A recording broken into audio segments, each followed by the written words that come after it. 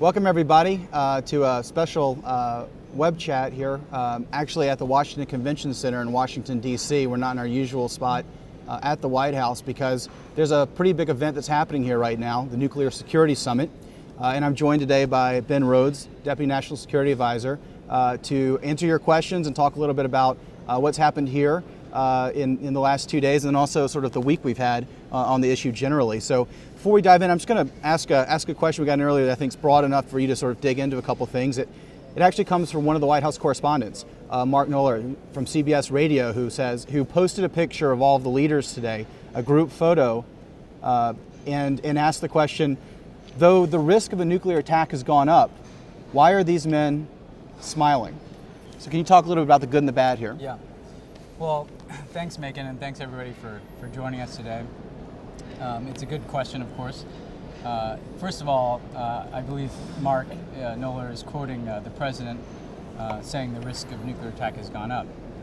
And what the president was referring to, and he said this in his Prague speech and he said it this morning, is that the irony of the 21st century really is that with the end of the Cold War, the risk of a nuclear war between the United States and the Soviet Union, of course, has significantly gone down.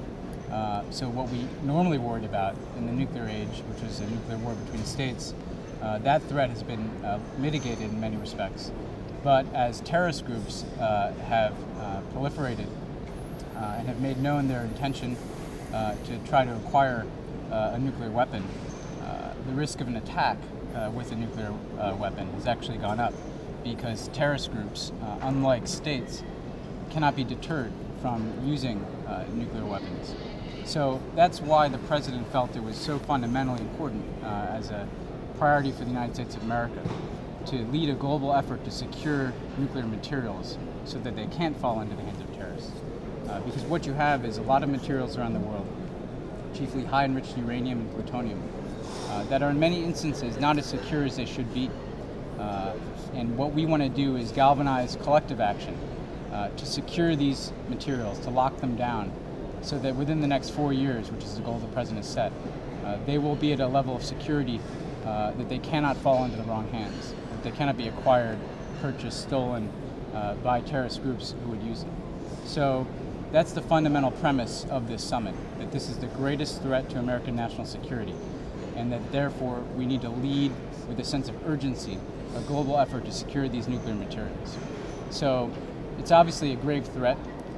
I believe that, however, the leaders here today do feel very positive about the summit, which may get to the question that Mark asked as to why they're smiling. Apart from it being a picture, I believe that there's a feeling here that for the first time, really, since this threat has emerged, there's a sense of collective action and momentum that is embodied both in the fact that all the nations here today have signed on to the president's goal of securing these materials.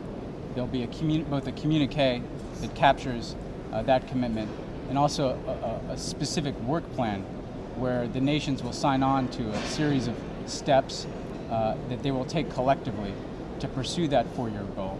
And then below that, what we're seeing is a number of very important and specific commitments by individual nations to take action in pursuit of this goal.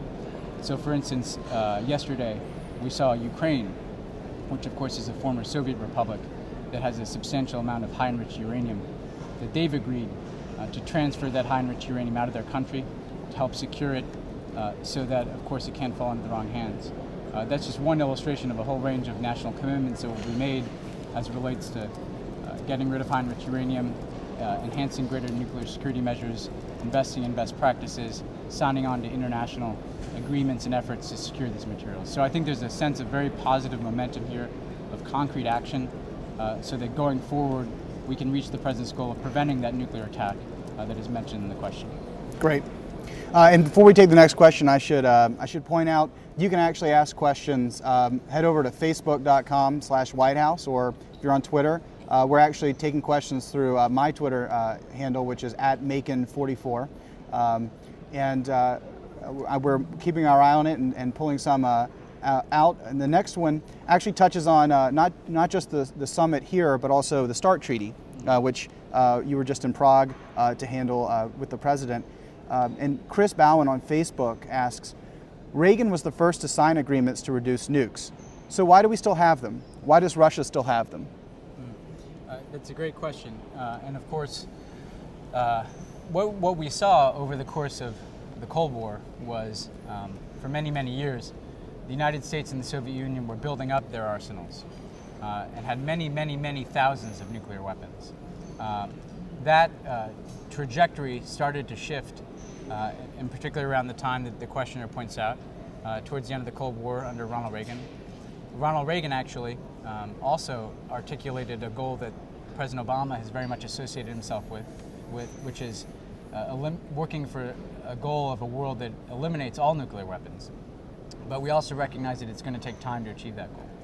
So when President Obama came into office, his view was that the non-proliferation regime, basically the non-proliferation treaty that we use to prevent the spread of nuclear weapons, had begun to fray. The United States and Russia weren't necessarily working as cooperatively as they had in the past on nuclear issues. More importantly, more and more nations were beginning to violate their obligations, which are those nations that don't have weapons agree not to pursue them. Those nations that do have weapons, nuclear weapons, agree to work together to reduce their arsenals and eventually work towards a goal of a world without nuclear weapons. So the first step in the president's agenda in dealing with these issues was for the United States and Russia to negotiate a new strategic arms reduction treaty that would reduce our deployed nuclear warheads and launchers and delivery vehicles and enable reductions in our nuclear stockpile. We reached that agreement with the Russians, signed it this week in Prague. We believe it's a very important first step for a number of reasons. First, because again, it establishes U.S. and Russian leadership in keeping our own obligations under the Non-Proliferation Treaty by the reduction of our own arsenals. That both invigorates non-proliferation efforts globally because it allows us to be better positioned to hold other nations to account for their efforts. It of course reduces our arsenals, and it establishes the important U.S.-Russian cooperation that is necessary on behalf of non-proliferation efforts, because as the two countries with 95% of the world's nuclear weapons, the U.S. and Russia have a responsibility really to lead here. To your question as to why nuclear weapons still exist, what President Obama has said is that as long as there are nuclear weapons, we are not going to unilaterally disarm. We're not going to give up the nuclear deterrent that we and our allies depend upon for our own security. And so that therefore, as we pursue these reductions, and as we go down the long road towards a world without nuclear weapons, we'll have to negotiate further reductions in concert with other nations. And that will be a step-by-step process. The first step, of course, was this treaty with the Russians, but we're going to have to go further in pursuing reductions, for instance, with Russia, as the President said the other day, and eliminating some of our deployed and non-deployed weapons. And eventually, we're going to have to work in concert with the international community and many nations to reduce nuclear weapons. So this is a long-term process. As the President said, it's an ambitious goal that may not even be reached in his lifetime to eliminate all nuclear weapons. But as we pursue that goal, we make the world more secure by reducing the number of weapons, by securing those arsenals so they can't fall into the wrong hands, and by keeping our commitments under the Non-Proliferation Treaty, which is the mechanism that we use to prevent other nations from acquiring nuclear weapons and holding them to account if they fail to live up to their obligations. Okay, so to follow on your answer about Russia, Lev, and his last name is, I don't know how to pronounce it, so we'll just say Lev on Facebook, touched on some big news that came out yesterday about Ukraine, and asked, how is the relationship between Ukraine and the USA different than between the USA and Russia?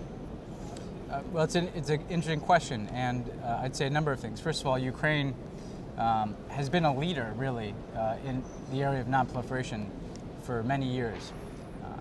At the end of the Cold War, Ukraine, for instance, in 1994, I believe, agreed to give up the nuclear weapons that were on its territory, and those moved back to Russia. Yesterday, what they announced is that the stockpiles of high enriched uranium which are the materials that would be used to build a nuclear bomb, that those two, they would transport off of their territory on behalf of global nuclear security by the time of the next nuclear summit, which is in 2012 in South Korea. And the United States agreed to provide some financial and technical assistance in making that possible. I'm sure Russia will be an important part of this effort as well. As it relates to the relationship bilaterally between the United States and Ukraine, Ukraine has a new president, President Yanukovych. Yesterday was the first opportunity for President Obama to meet with him. We believe that this effort in particular is indicative of the kind of strong partnership that we have with Ukraine and that we want to continue to develop with the new Ukrainian administration. It shows a sense of cooperation around an important issue. But I think as it relates to nuclear security broadly, that this is something that this summit underscores is a task for many nations. And Russia will be a critical part of that, because you can't have effective nuclear security unless the United States and Russia are working together in concert, and unless nations like Ukraine are also working on a multilateral basis, not just a bilateral basis with the United States, but Ukraine working with the United States, with Russia, and with the international community more broadly. Because again, these materials are in many different countries. So the United States and Russia have a special kind of leadership that we're continuing to develop, not just through the START Treaty, but through a very important plutonium disposition agreement that we're finalizing today with Russia. But we'll work on a multilateral basis with Ukraine and with many nations here today. So I think that yesterday's announcement was a positive signal about the kind of bilateral relationship that the United States has with Ukraine and that the President has with the new Ukrainian President. But it also speaks to a multilateral set of relationships on behalf of national security, nuclear security, that includes Russia, the Ukraine, the United States, and the 47 nations that are here today. Great. So Ava Marie George on Facebook asked a question that a lot of folks are asking. How can we monitor the stockpile of nuclear weapons and maintain security of our country when foreign countries have nuclear capability without direct observation 24/7, 365? My concern is not about the countries who agree to this kind of monitoring. My concern is for those countries who do not give one single thought to blowing up the planet to prove a psychotic point, political, religious, or other.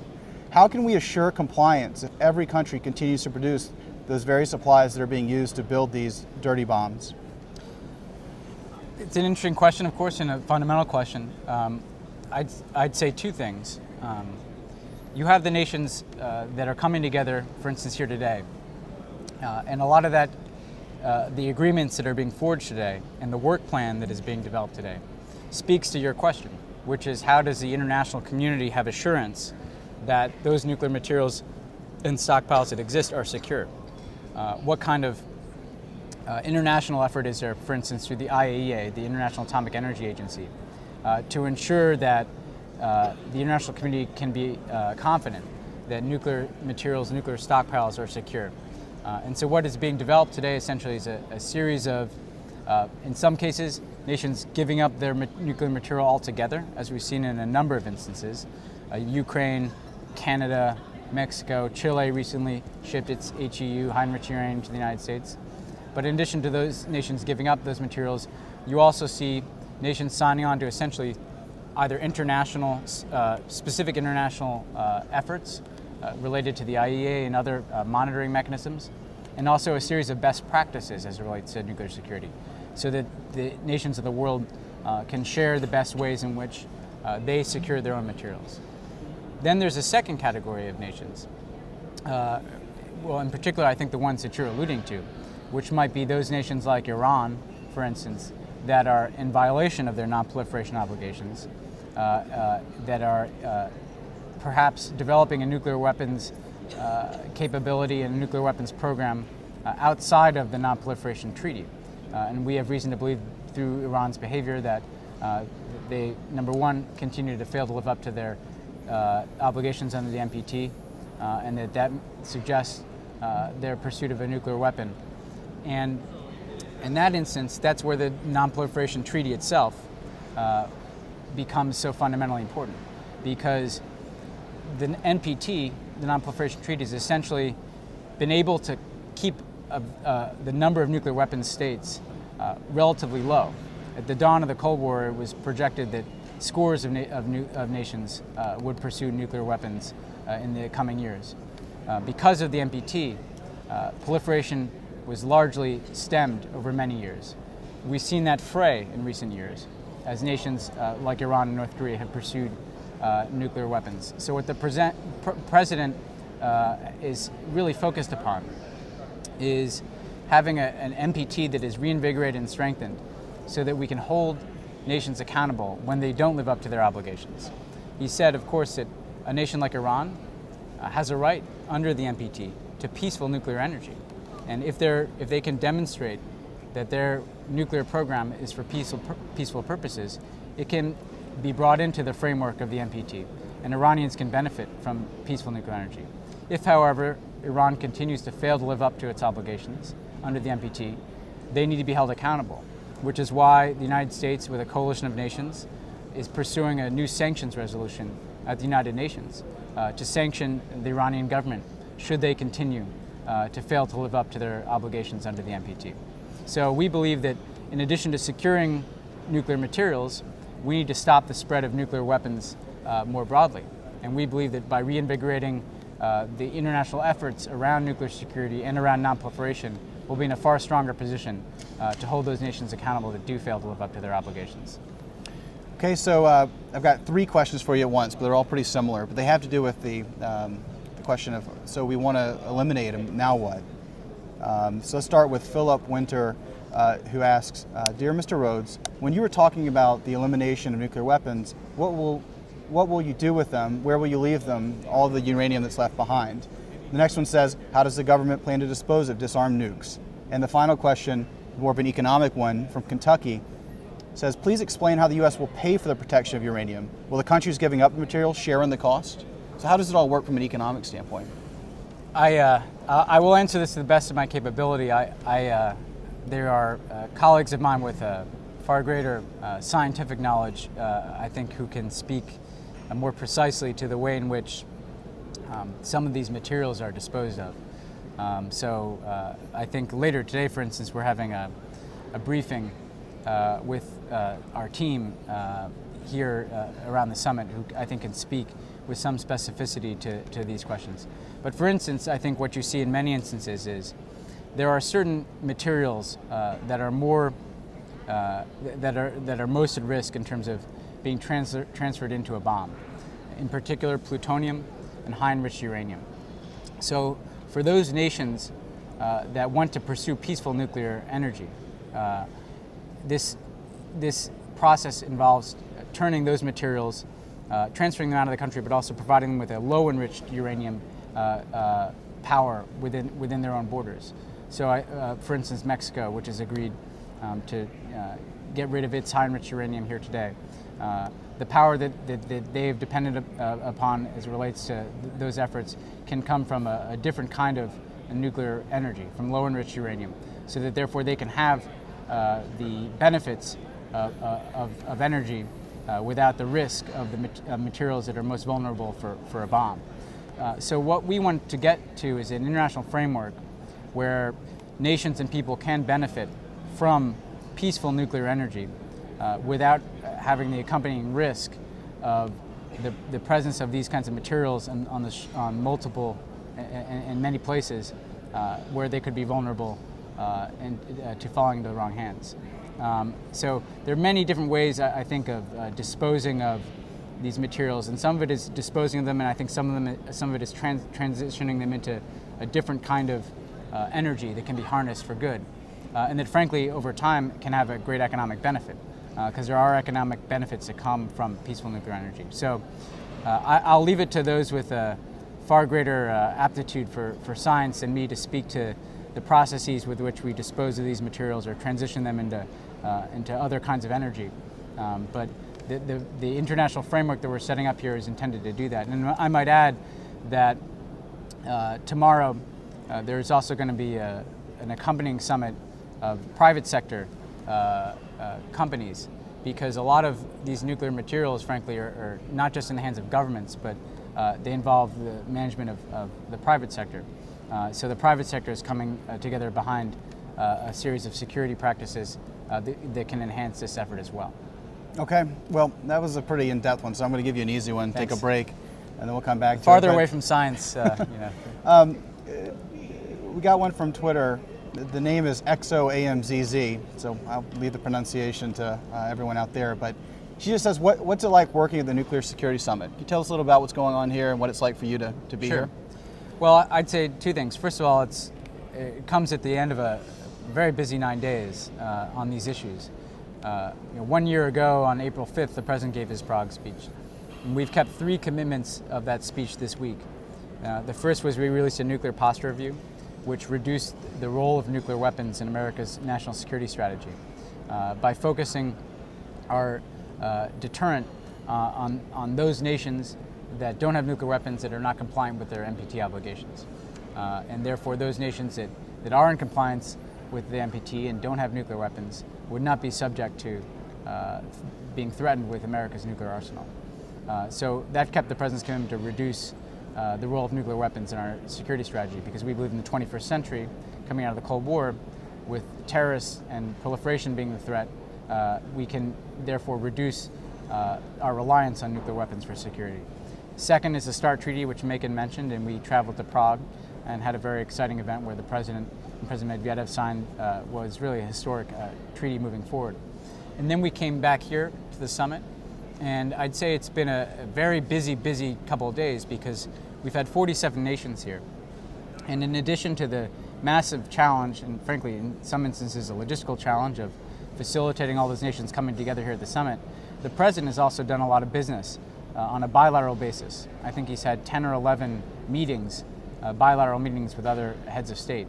So on Sunday, we were over at the Blair House, where the President met with a number of leaders, South Africa, in Pakistan and India, and Nigeria. And so we were focused on Sunday on these bilateral meetings that the President was holding. On Monday, we moved over here to the Convention Center, which is a huge building. And yesterday, the President continued to have a series of bilateral meetings with a whole range of nations, from Malaysia to Armenia, and on down the list.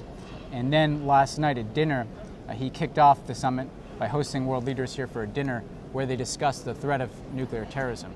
And now today is the more formal summit, where they have had 2 plenary sessions. One in the morning, broke for lunch, and right now they're in the second and final plenary session. And that's where all the leaders, 47 heads of delegations, are sitting in a room and discussing these issues. For those of us who are essentially staff at these things, it involves being kind of behind the curtain, if you will, and moving from room to room and making sure that the people we work for, in my instance the President, has all the support he needs, all the materials he needs, and also making sure that the press is informed of what we're doing, and that the American people are informed of what we're doing. So there's a whole universe of people here working different aspects of the summit while the leaders are conferring right now in the room. So there's really a massive logistical challenge that goes along with any one of these. We've attended many summits in other countries, G20 and others. We've been up to the UN. But one of the points we made about this particular summit is that this is the largest gathering of foreign leaders that an American president has hosted since 1945, the San Francisco conference that led to the United Nations. And that, I think, speaks to the importance that President Obama places on this issue of nuclear security, and also his belief that in the 21st century, challenges such as this can't be solved by one nation, but must be solved by bringing together many nations to forge the kind of collective action that can enhance American security and global security. Great. So this will be our last question, but it gets to, well, actually, let's do 2 more. I think we have time, but let's start with a pair of questions.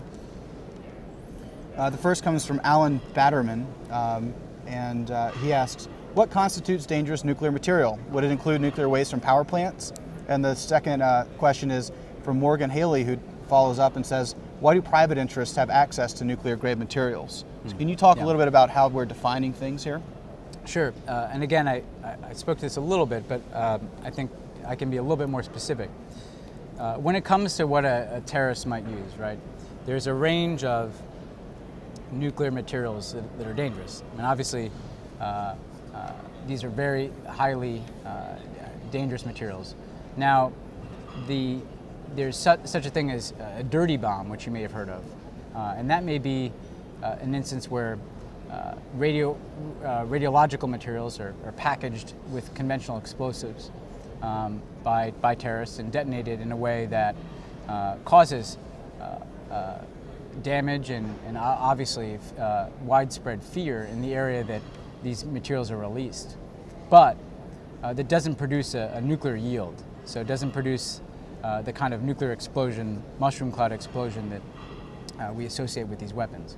So the damage from that would obviously be terrible, but it would not be on the scope of a nuclear explosion. It would instead be radioactive materials being released through a kind of conventional explosion.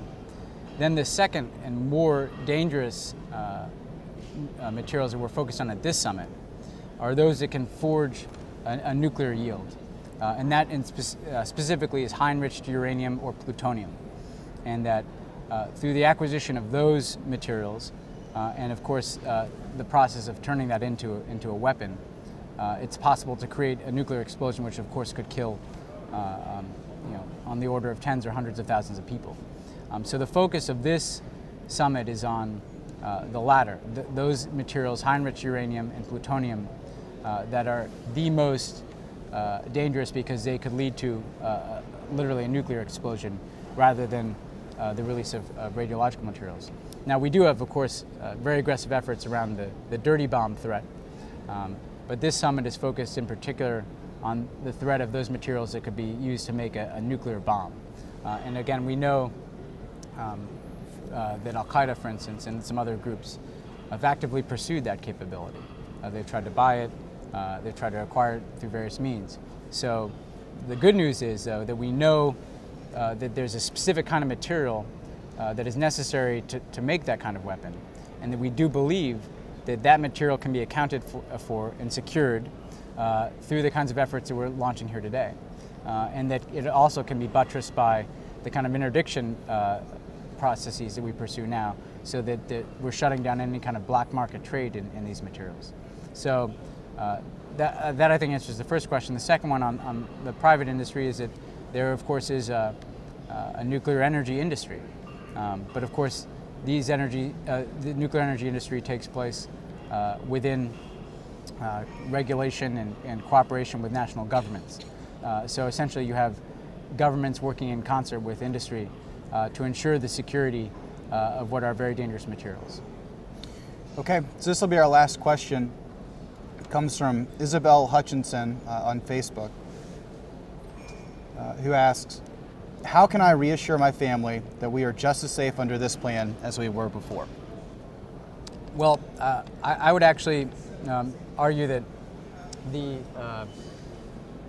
you can reassure your family that that you will be safer as this plan goes forward, because again, there is a fixed amount of this material around the world, and what we want to be able to do is put in place practices where we can account for where it is and where it can be secured and locked down over the course of this 4-year period that the president has laid out, and that each step that it's been announced here today to either again eliminate high-enriched uranium, to put in place new security practices, to join new cooperative efforts, is a step towards that goal of securing all of this material, so that we're moving in a positive trajectory to securing those materials that could be used to fall into the wrong hands and to yield a nuclear bomb. So what we've seen here today is a very positive series of steps down the road to locking down all of this material. So the other thing I'd add, though, is, as you mentioned previous plans, this actually invigorates a lot of efforts that already were in place.